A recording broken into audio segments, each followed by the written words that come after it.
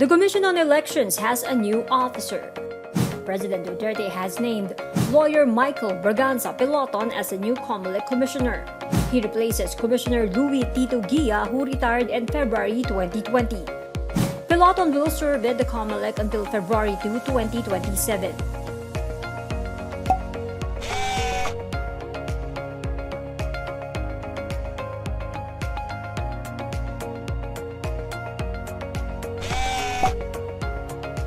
Presidential spokesperson Harry Roque says Malacanang wishes Peloton all the best in his new assignment.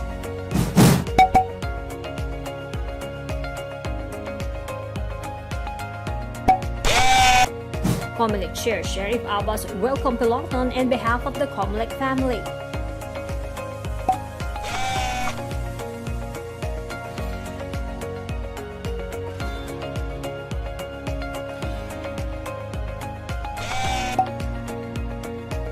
The Comelec chief said Peloton joins the poll body as it prepares for the country's next national and local elections.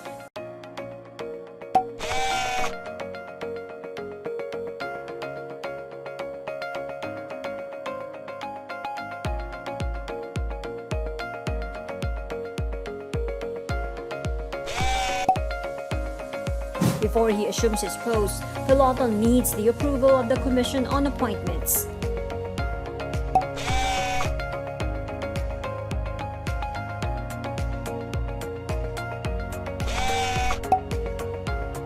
Peloton hails from Davao City. He was a technical assistant in the presidential management staff of the Office of the President in 2017. Peloton also served as board member of the Philippine Reclamation Authority in 2018.